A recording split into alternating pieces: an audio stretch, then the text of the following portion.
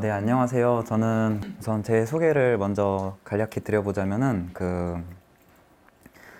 15년도에서 17년도까지 석사를 했고, 석사 때는 딥러닝 관련 공부를 했었어요. 그리고 그때 강화학습 공부를 혼자 하다가 그 뒤로 2017년도부터 NC소프트의 게임 AI 랩의 강화학습 팀에서 지금 3년 차로 강화학습 관련된 연구, 개발을 하고 있습니다.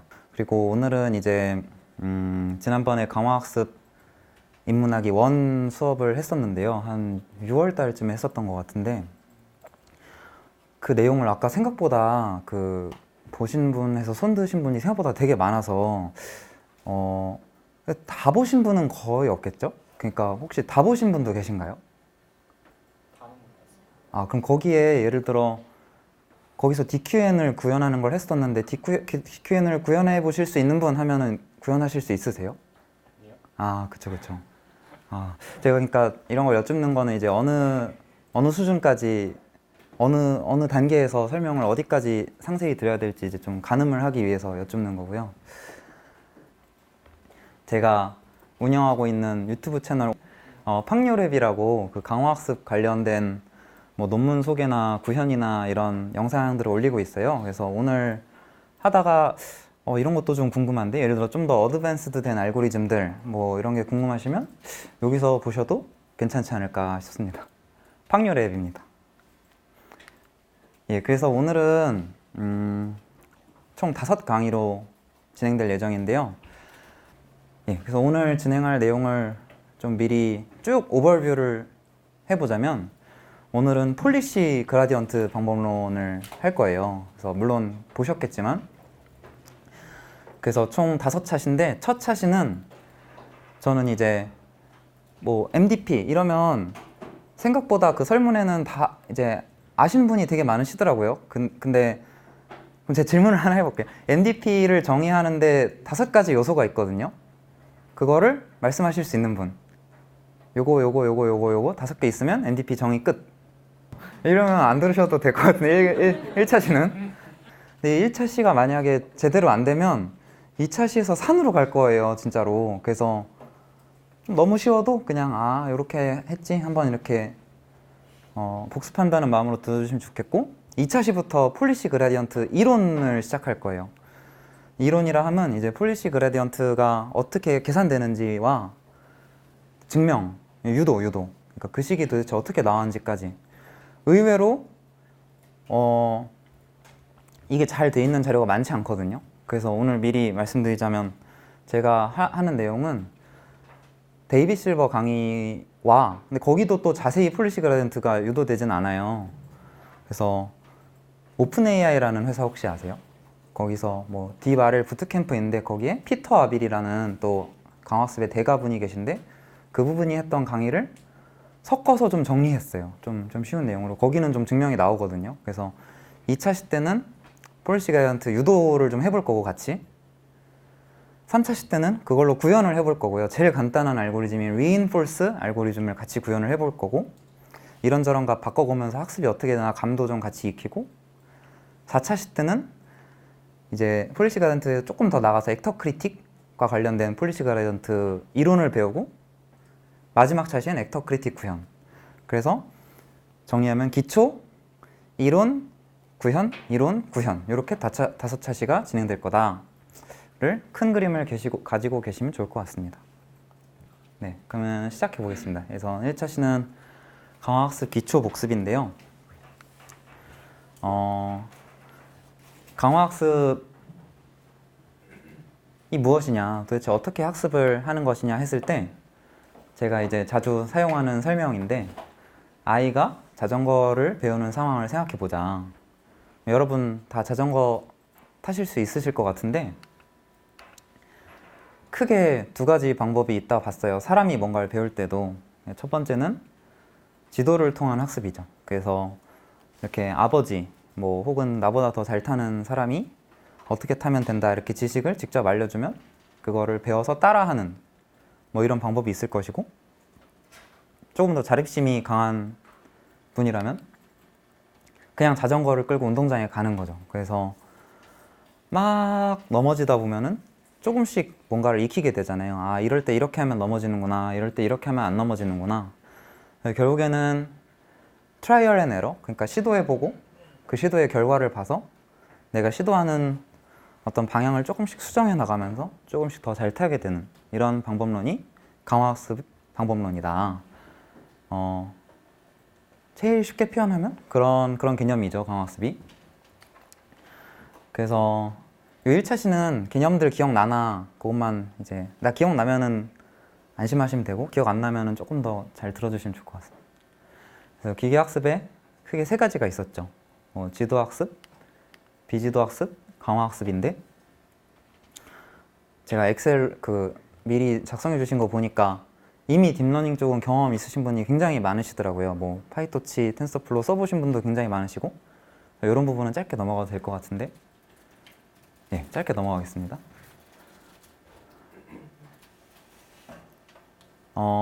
여기서 제가 드리고 싶은 말씀은 강화학습이 어디다 쓰는 건지, 그러니까 어떤 문제에 강화학습 쓸 수 있는 건지 말씀해 주실 수 있으신 분?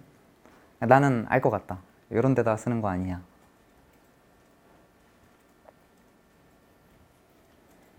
이거는 저는 이제 왜 여쭤봤냐면 저도 그런 질문 드릴 때 처음에 좀 헷갈렸는데 결국에는 순차적 의사결정 문제에 쓰는 거라고 생각하시면 좋을 것 같아요. 내가 뭔가 상태가 있고 거기서 액션을 해서 그걸로 인해서 상태가 다시 변하고 또 거기서 또 뭔가 액션을 해서 이걸 계속 주고받으면서 시퀀셜하게 뭔가 일어나는 문제. 그래서 누가 이런 거 물어볼 수 있을 거예요. 여기서 이런 문제 강학습 써보면 어떨까 했을 때 그 문제가 순차적 의사결정 문제인지 한번 생각해 보시면은 답이 좀 오실 것 같아요. 요즘 딥러닝이 해결하는 많은 문제들 중에 순차적 의사결정 문제가 아닌 문제들도 많거든요. 뭐가 있을까요? 예를 들어 얼굴 인식. 이미지를 주고 그 얼굴을 인식해서 사람 찾고 나면 끝나잖아요. 그걸로 인해서 이미지가 바뀌고 거기서 또 액션을 하고 그런 게 없잖아요. 그러니까 순차적 의사결정 문제가 아니거든요, 그거. 그런데 강화학습을 쓰려고 그러면 안 되겠죠. 근데 순차적 의사결정 문제는 체스 같은 게임, 대부분의 게임들이 다 해당될 텐데 내 액션이 상태를 바꿔주죠. 그런데 쓰는 거다. 목적은 그 과정에서 있는 보상이란 걸 최대화하는 거였는데요. 보상은 무엇이었냐? 보상은 크게 세 가지 성질이 있었죠. 좀 헷갈리기 쉬운 성질들인데 우선 어떻게 해야 된다를 알려주는 게 아니고 얼마나 잘하고 있는지를 알려주는 거다. 그러니까 보상 시그널 자체에는 어떻게에 대한 정보는 없어요. 어떻게는 내가 한 액션만 있고 그거에 대해서 네가 얼마나 잘하고 있나 못하고 있나를 알려주는 신호다. 그리고 벡터가 아니죠. 스칼라, 그냥 숫자죠. 7, 마이너스 3, 플러스 5 이런 식으로 매 스텝마다 주어지는 거였고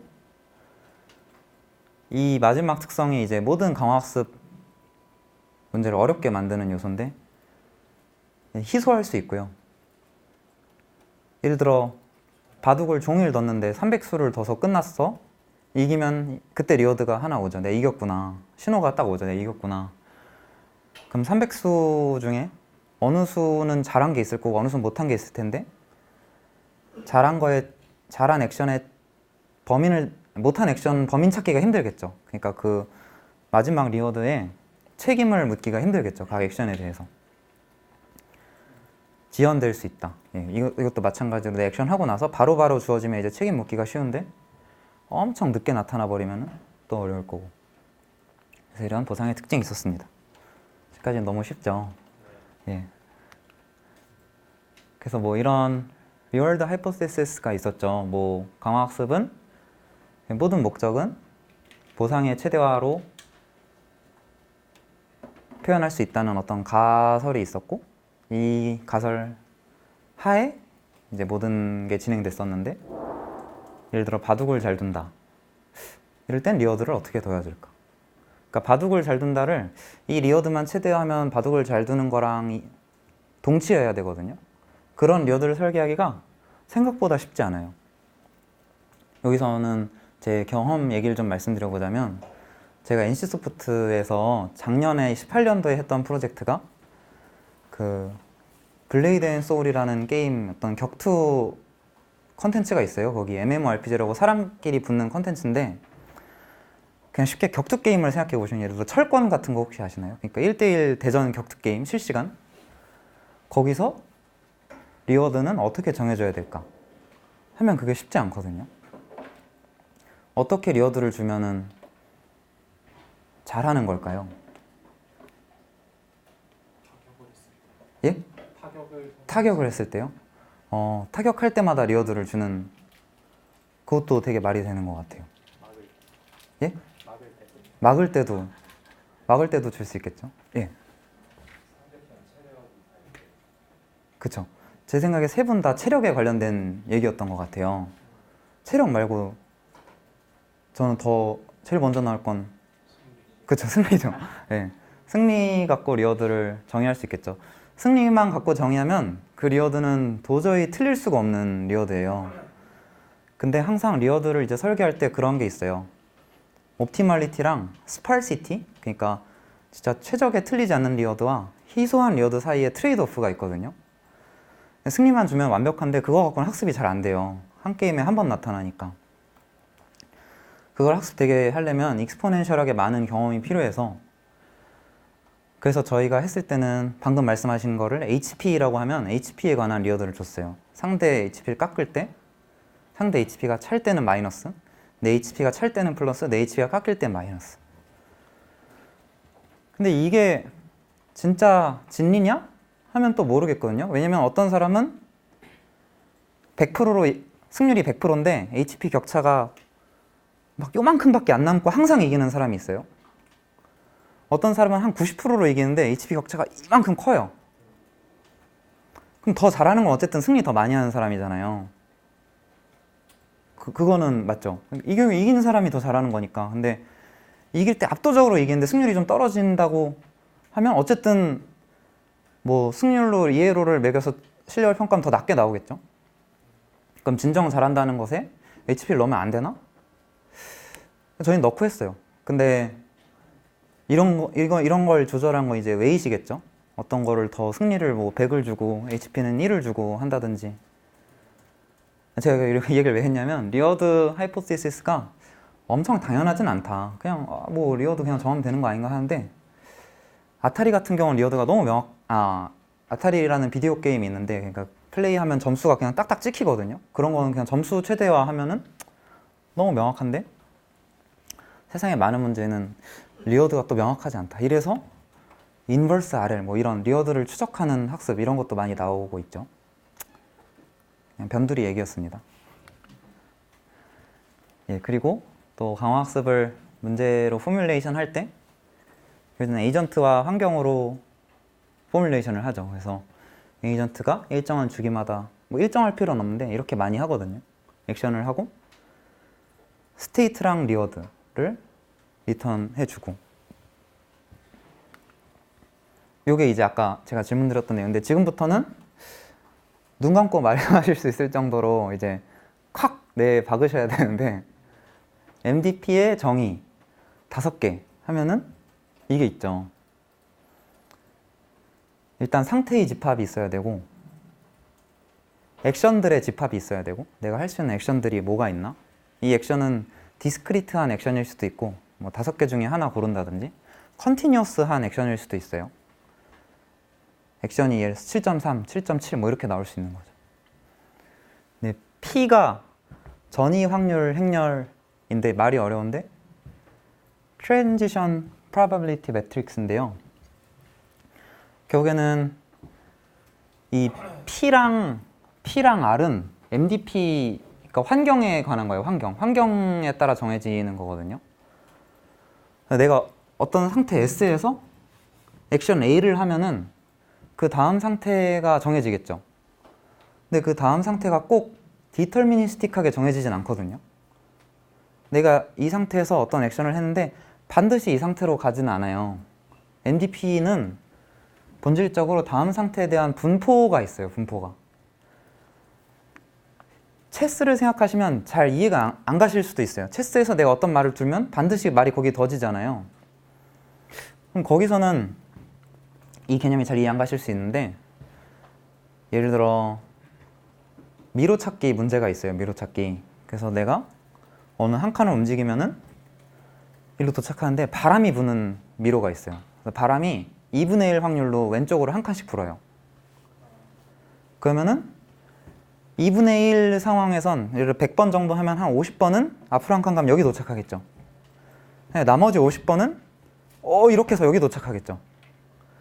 요 상태랑 요 상태의 분포가 2분의 1, 2분의 1일 거거든요.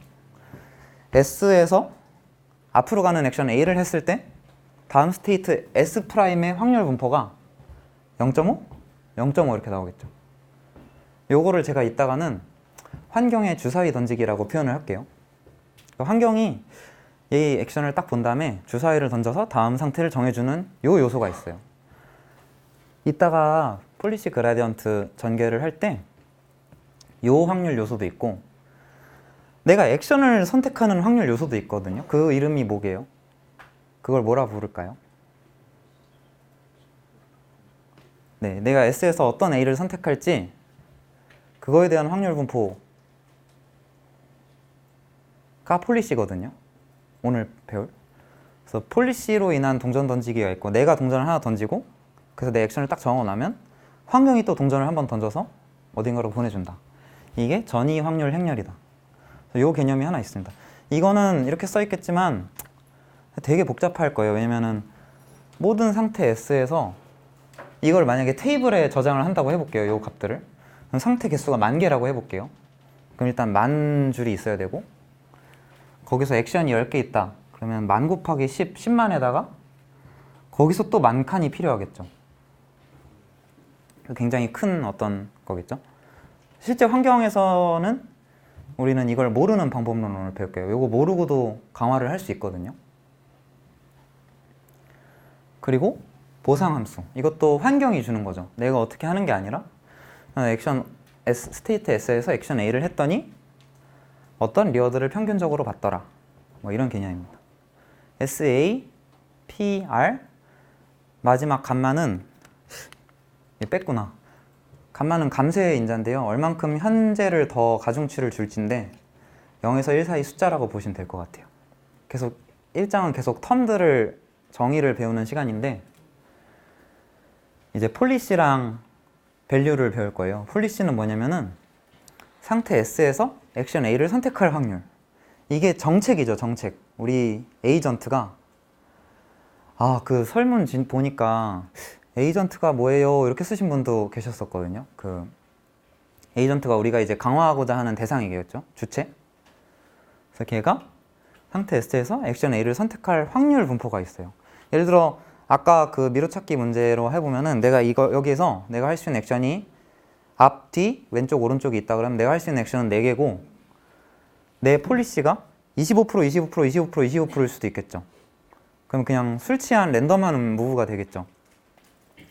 조금 더 앞으로 편향된 걸 수도 있고 그게 이제 폴리시입니다. 그래서 파이 A 기분 S S가 주어졌을 때 거기서 액션 A를 할 확률 분포. 그래서 이건 A가 4개가 가능 A 기분 S라고 표기하기도 하고 S, A 뭐 이렇게 표기하기도 해요. 그냥 노테이션 따라 달라져요. 그리고 밸류 펑션의 정의는 한 줄로 말하면 리턴의 기대값이거든요. 리턴이 뭔지 말씀하실 수 있는 분. 리턴은 리워드의 총합이에요. 근데 정확히는 뭐 영어로 하면 cumulative discounted sum of reward인데 그러니까 리워드를 다 더하는데 아까 감마가 있었잖아요. 감마를 하나씩 곱해가면서 제일 멀어지면은 감마가 여러 번 곱해지고 이렇게 더해지는 거예요. 그럼 리턴을 왜 정의하냐? 결국에는 강화학습이 리턴을 최대화하는 과정이거든요. 그러니까 리워드를 최대화하는 게 아니라 리워드의 총합을 최대화하는 게 목적이에요. 그쵸? 근데 리턴은 이 t가 있잖아요. 현재부터 끝날 때까지 받는 리턴. 에피소드가 끝난다 그러면은 그러니까 내 과거에 받은 리워드는 신경을 안 쓰는 거죠. 내가 앞으로 액션을 하는데 당연히 그러겠죠. 그래서 어떤 상태가 얼마나 좋은지는 리턴의 기대값으로 정의를 한다. 이게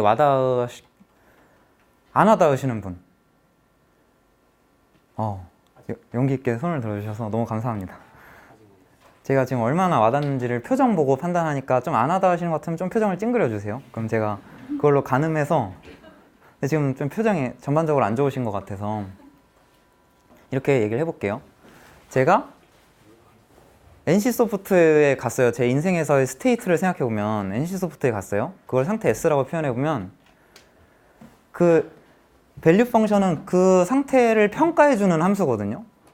내가 NC소프트에 간 게 얼마나 좋은지 평가를 하려면 뭐가 중요할까요? 제가 앞으로 벌 돈이 중요할까요? 과거에 번 돈이 중요할까요? 만약에 돈이 전 돈만 생각하진 않는데 만약에 그렇다고 하면 앞으로죠. 내가 과거에 번 돈은 1도 영향을 안 미치겠죠. 이 상태의 가치를 평가하는데 내가 예를 들어서 뭐가 있을까? 과거에 뭐 아주 안 좋은 일이 있어서 여기 오나 엄청 뭐 좋게 여기 오나 어쨌든 여기 오면 여기서부터 이 상태를 평가하는 데는 이제 과거의 리워드는 다 갖다 버리는 거예요. 그래서 t가 들어가는 게 이 ST일 때, 그러니까 내 상태에서 앞으로 받을 이 리턴이 리워드의 총합이었잖아요. 그냥 값만은 지금 헷갈리면 생각 안 해도 되거든요. 그냥 리워드를 다 더한 앞으로 내가 받을 리워드들의 총합. 근데 여기 기대값이 왜 붙냐? 내가 NC소프트에 왔지만 내일 사고가 나서 죽을 수도 있잖아요. 이거 너무 극단적인. 내일 사기를 당해서 돈을 크게 잃을 수도 있잖아요. 내일 친구가 갑자기 저한테 1억을 줄 수도 있겠죠. 그럴 확률은 매우 낮겠지만, 그러니까 무슨 말이냐면은 모든 그러니까 상태가 주어졌는데 그 이후에 일어날 일들은 다 확률적인 요소거든요. MDP에서 이 확률적인 요소가 두 가지가 있는데 뭐랑 뭐였죠? 액션이요? 이거 지금까지 배운 내용인데 지금 잘 다 못하시겠죠? 그쵸, 트랜지션 프로바빌리티가 하나 있고, 그렇죠. 예, 너무 잘 대답해 주셨습니다. 그러니까 여기서 내가 어떤 액션을 할지도 확률 변수고, 제가 내일 쉴 수도 있고 일을 할 수도 있고, 저의 정책이 머릿속에 하나 있겠죠. 그 중에 하나 액션을 뽑아서 일을 했어요. 일을 했는데 환경적으로 회사에서 무슨 일이 일어날지 또 확률 변수들이 있어서 그거에 따라서 이거는 달라지는데 매번 샘플링 될 때마다 다른 게 샘플링 되는데 그거들의 기대값이다. 근데 여기서 환경은 내가 컨트롤 못하니까 내가 어떤 정책 함수 파이를 따라갔을 때 GT의 기대값이 밸류다. 이렇게 이해하면 될 것 같습니다. 괜찮나요? 네. 리턴이라는 게 예. 목적까지 도달했을 때까지 리워드를 다 합한 거를 말하는. 네. 시점 t부터 만약에 그러니까 MDP가 이렇게 끝나는 MDP가 있고 terminating MDP, 종료 조건이 있는 MDP가 있고 없는 MDP가 있어요. 무한히 그냥 이어지는. 무한히 이어지는 거면 그냥 시점 t부터 무한히 다 더하는 거예요. 있는 리워드를. terminating 하는, 종료하는 MDP면 예를 들어 스타크래프트란 게임 종료가 언젠가 되겠죠. 뭐 체스 언젠가 종료가 되겠죠. 그런 거는 끝날 때까지 리워드를, 현재 시점부터 끝날 때까지 리워드를 다 더하는 게 리턴이다. 그거의 기대값으로 현재 상태를 평가하자. 그게 가치다. 그래서 가치 함수다. 이렇게 생각하시면 될 것 같습니다. 네. 그러면 그 t가 진행될수록 GT 값이 작아지는 건가요? 그거는 그렇게 생각할 수는 없는 게요. 리워드를 어떻게 설계했느냐에 따라서 예를 들어 체스를 승패 리워드만 주고 한다고 해볼게요. 다른 중간에는 리워드가 다 0이고 끝날 때 이기면 1, 지면 0이라고 해보면 끝에 가까워진다고 해서 리턴이 줄까요? 안 줄겠죠. 왜냐면 중간엔 어차피 다 0이니까 맨 마지막 스텝에 가까워질수록 그냥 어떤 값으로 가겠죠. 뭐 이길 게임이면 점점 1에 가까워질 거고 학습이 잘 됐으면, 질 게임이면 0에 가까워질 거고. 리워드가 초반에 많이 발생하는 게임이라면 뭐 후반 갈수록 낮아질 것 같아요. 밸류 펑션엔 두 가지가 있어요. 이거를 영어로 스테이트 밸류 펑션, 이거를 액션 밸류 펑션이라고 하는데, 이거는 상태를 평가해주는 함수고, 이건 상태와 액션의 조인트한 걸 평가해주는 함수거든요. Q. 그래서 Q러닝 할 때 Q가 이 Q거든요. 이 둘 다 밸류 펑션인데, 얘는 뭘 평가할 거냐면 상태 S에서 액션 A를 했을 때, 이 자리에서 앞으로 움직이는 액션을 했을 때, 그때부터 게임이 끝날 때까지, 에피소드가 끝날 때까지 받는 리턴의 기대값 CQ예요. 이해되시나요? Q?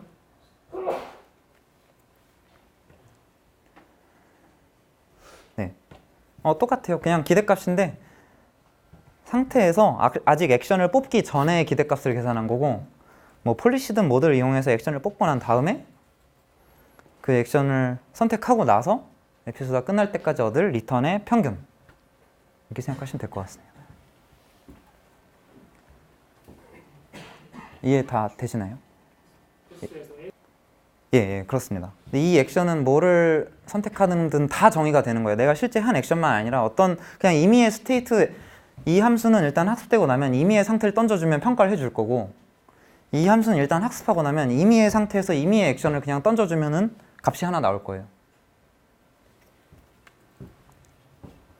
그럼 넘어가겠습니다. 여기서 흔들리시면 뒤에가 진짜 산으로 가서 꼭, 예. 아까 제가 말씀드렸던 이거 계속 강조하는데, 한 번 액션을 하고 다음 상태 어딘가에 도달하기까지 두 번의 동전 던지기가 있다. 첫 번째 동전 던지기는 내가 하는 거고, 내 정책 함수가 하는 거죠. 그래서 액션 A1을 할 확률이 몇 프로, A2를 할 확률이 몇 프로가 있는데, 하나를 선택하고 나면 거기서 전이 확률이 동전 던지기를 하는, 환경이 동전 던지기를 하죠. 그래서 여기서는 뭐 70% 확률로 S1에 도달하고 30% 확률로 S2에 도달하고 이런 식으로. 요약하면 S에 온다고 다음 상태가 뭐가 될지 알 수 없고 다 확률 분포가 있겠죠. A1을 한다고 같은 상태에 가는 게 아니고, 이거를 두 번째 강조하겠습니다. 이거는 다 그 1차 시 때 배웠던 내용들인데 오늘도 또 많이 쓰여요. 이것도 눈 감고 알 수 있으면 좋을 것 같은데, 벨만 방정식이라고 결국에는 강화학습에서 가치 함수를 학습하는데 되게 중요한 역할을 하는 거거든요.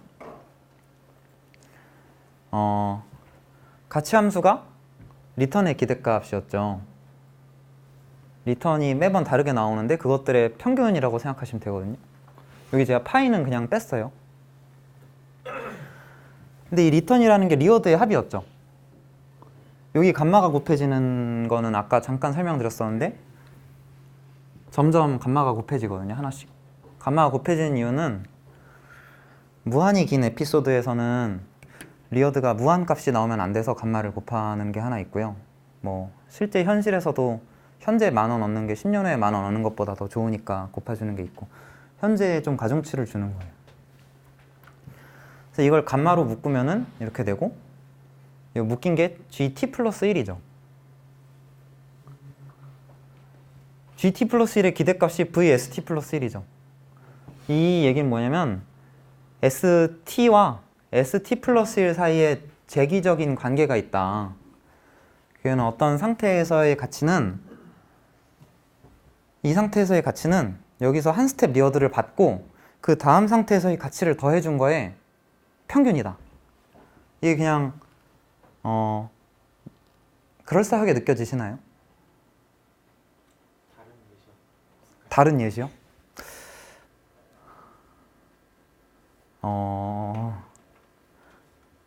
그러니까 요만큼, 그러니까 현재 상태에서 리턴이 기대값은 현실을 한 스텝 보고 그 다음 상태에서 기대값을 더해줘도 똑같다. 그러니까 리워드가를 100번 받을 거면 앞으로 한 번 받고 나서 그 다음 상태를 평가하는 거랑 지금 상태를 평가하는 거랑 같다는 얘긴데요. 일단 이런 식은 왜 나오고 있냐면, 나중에 요 관계를 이용해서 정확히는 요식이랑 요식을 이용해서 뭔가를 풀 거예요. 가치함수를 구할 때 요걸 이용할 거고. 이렇게 한번 설명해 볼게요. 어떻게 설명하면 좋겠냐면은 지금 오늘이 목요일인가요? 토요일에 비가 올지를 예측한다고 해볼게요. 그리고 금요일이 됐어요. 금요일에 내일이 돼서 또 토요일에 비가 오는지 예측할 수 있겠죠.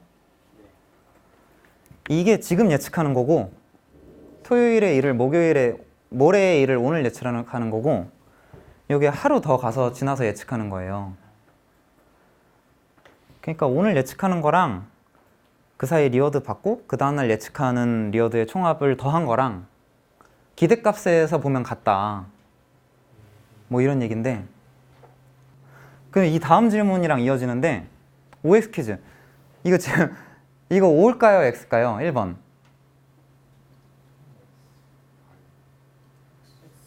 X요? X면 이해하신 건데? 왜 왜냐면은 방금 질문하신 거랑 이어지면은 이거는 같지 않아요. 근데 이 값의 기대값은 같아요. 그러니까 다음 상태가 어디가 될지 모르는데 일단 하나를 가봤다고 할게요. 그때 받은 리워드와 이 값을 더해놓고 S에서 100번을 다음 상태를 가볼게요. 1000번을. 그럼 어떨 땐 여기 도착하고 어떨 땐 여기 도착하고 그 1000번 각각의 위치에서 이 값을 다 계산하는 거예요. 걔네들의 평균은 SA에서의 가치와 같다. 이런 얘기입니다. 이 기대값 앞은 안은 하나의 샘플이고 이 샘플들의 평균을 취하면 이 값이랑 같다. 네. 일단 넘어가도록 하겠습니다. 그래서 위에는 X고요. 아래는 올까요? X일까요? 오겠죠. 이거 오탄데 이거 T 플러스 2예요. 2. 5예요. 아래는? 맞습니다. 아래는 5입니다. 두 스텝 가고 세 번째 스텝에서 그러니까 두 스텝 더 가서 가치 함수를 계산하면 이거는 더 다양한 상태가 가능하겠죠. 두 번이나 랜덤하는 과정을 거쳤으니까. 근데 그거의 기대값은 어쨌든 같다. 입니다. 그래서 이게 밸류 펑션의 어떤 벨만 방정식이라고 불리는 애고요.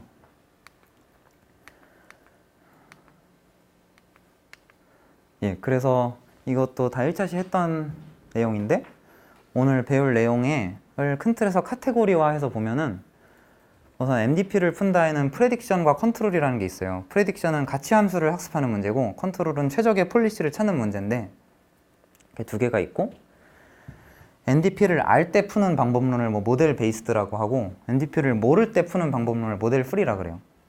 그래서 MDP를 안다는 건 무슨 말이냐면은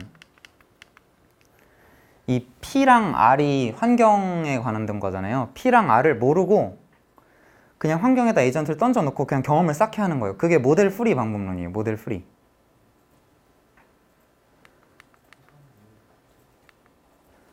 P랑 R을 미리 알 수도 있거든요. 그걸 알고 그 지식을 이용해서 하는 게 모델 베이스드 방법론이라고 하고요. 그렇습니다. 오늘 할 내용 폴리시 그라디언트는 모델 프리 상황에서 할 거예요. 그러니까 도대체 환경이 내가 어떤 액션 A를 하면 어디 갈지 아무것도 몰라도 그냥 경험을 막 쌓게 하면은 그거를 이용해서 학습할 수 있거든요. 그렇습니다. 그리고 크게 MC랑 TD를 하면서 이제 1차시를 마치려고 그러는데 MC는 뭐냐? 아까 밸류 펑션 있었잖아요. 상태 S의 가치. 그거를 평가할 때 MC는 세상에서 가장 간단한 아이디어인데 그 상태의 가치가 리턴의 평균이었잖아요. 리턴의 기대값. 그래서 리턴을 막 샘플링을 해보는 거예요. 그 상태에서 끝까지 1000번을 해봐서 그 1000개 값의 평균을 내는 게 몬테카를로 방법론이에요.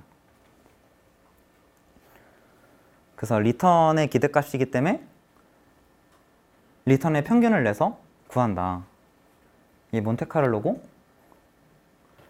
뭐 대충 이런 식으로 했었거든요. 그때 그 어떤 상태의 가치가 있으면은 여기다 1 알파를 곱하고 알파가 뭐 0.1이라고 하면 0.99, 0.1만큼은 실제 리턴을 계속 테이블에 있는 값을 업데이트하면서 상태별 가치를 평가했었어요.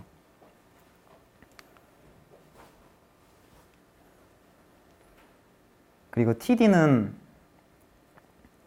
아까 했던 얘기인데 모레에 비가 오는지 알고 싶으면 오늘 추측하는 것보다 내일 추측하는 게 정확할 거다 해서 이게 현재 값이고 이게 한 스텝 지나서 추측한 값이면은 이 값으로 계속 업데이트를 해 나가는 거예요. 추측을 추측치로 업데이트하는. 네, 여기까지 1차 시를 했는데 질문 있으신 분 좀 있으실 것 같거든요. 이게 1시간에 다 설명할 수는 없는 내용인데 복습 차원에서 한 거라. 저 아까 그 이전 슬라이드에서 MDP를 알 때랑 모를 때 모델 V랑 베이스로 나눈다 했는데 네네. MDP를 알나 모를 때의 정의가 5가지 요소 중에 하나만 몰라도 저게 V로 가는 건가요? 아, 너무 좋은 질문인데요. NDP를 안다는 거는 P랑 R이에요. P랑 R. 그러니까 스테이트 트랜지션 프랍 매트릭스랑, 그러니까 내가 어떤 액션 S, 스테이트 S에서 어떤 액션 A를 하면 어디 갈지 미리 알고 있을 수도 있거든요. 체스 같은 게 아는 거예요. 그 규칙을 다 알기 때문에 내가 여기다 두는 액션을 하면 거기 던질 걸 아는데, 그런 상황에서는 그걸 이용해서 뭔가를 더 할 수 있어요.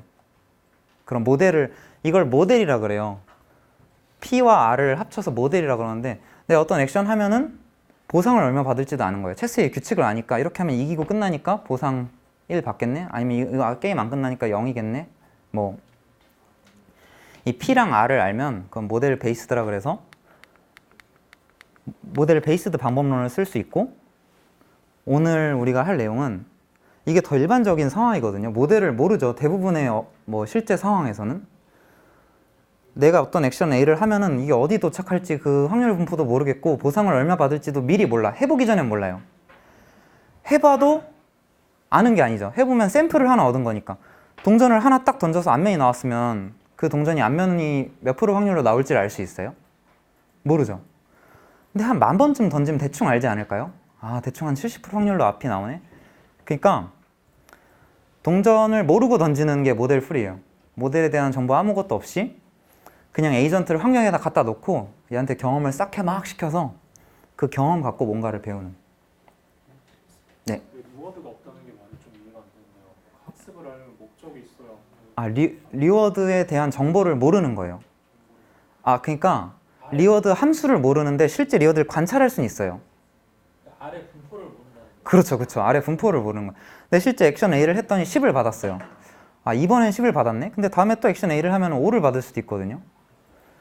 10을 받았다는 건 관측할 수 있는데 미리 사전에 이 MDP가 아래 분포가 어떻게 돼 있고 확률, 전이 확률이 어떻게 돼 있고를 미리 알지 못한다. P나 R 둘 중에 하나만 몰라도 모델 V라고 하죠.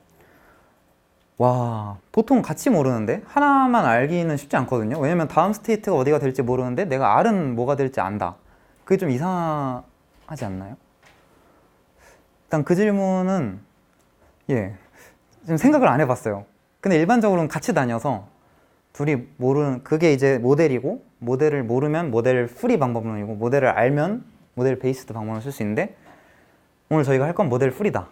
아까 말씀하신 그 아타리 게임은 되게 잘 정의되어 있다 했는데 그 네. 같은 경우가 이제 완벽하게 정의되어 있는 거예요. P와 R이. P와 R이 게임 엔진 안에는 정의되어 있는데 모델 풀이 방법론으로 해요. 왜냐면은 실제 쏴서 맞춰보기 전까지 내가 몇 점 얻을지 모르잖아요. 사람이 플레이할 때 내가 비행기 게임을 해서 뭘 맞추면 100점을 얻을지 200점을 얻을지 모르는데 해보면 알긴 하는데 그건 분포가 간단하니까 뭐 그걸 확률적으로 주지는 않을 것 같거든요. 근데 어쨌든 모델 풀이 방법론이죠. 엄밀히 따지면. 웬만기의 방정식을 한 문장으로 더 몇 점만 왜 이거 어디가 쓰는 건지 예를 들어 그냥 어디다 쓰는지 제가 알려드릴게요. 다음 날의 예측을 계속 그냥 어떻게 하면 더 좋다 이런 거예요? 네, 맞아요. 그러니까 이게 이 GT가 VS의 샘플이라고 표현하거든요. unbiased 된 샘플이라 그래요. 이거를 계속 모아서 평균을 내면 점점 이 값에 가까워진다는 얘기거든요. 근데 이거를 모으기 힘든 경우가 많아요. 이거는 에피소드가 끝날 때까지 기다려야 알 수 있잖아요. 근데 요거는 한 스텝만 지나면 바로 알 수 있는 데이터예요. 리워드 몇 받았고 거기서 밸류 펑션은 내 추측을 돌리는 거예요. 근데 이거의 평균도 이거니까 이 식 덕분에 우리는 한 스텝만 가도 밸류 펑션을 학습할 수 있거든요. 그거예요. 그래서 끝까지 기다려서 리턴 받고 그거의 평균 내서 구하는 게 MC고 몬테카를로 한 스텝만 가서 한 스텝 가서의 추측치로 과거의 추측을 업데이트하는 게 TD예요. 템포럴 디퍼런스, 순간적인 차이를 이용해서 계속 업데이트하는. 그래서 TD 쓰려고 이거 나온 거예요. 그래서 뒤에서 설명이 이제 MC랑 TD가 있었죠. MC가 바로 그거고요. 뭐 모델 풀이고 완전한 에피소드 끝나야 할 수 있고 너무 간단한 아이디어. 그냥 평균 리턴이고 에피소드 단위로 끝나야만 쓸 수 있죠. 안 끝나는 MDP에서는 못 써요. 이거 끝나질 않는데.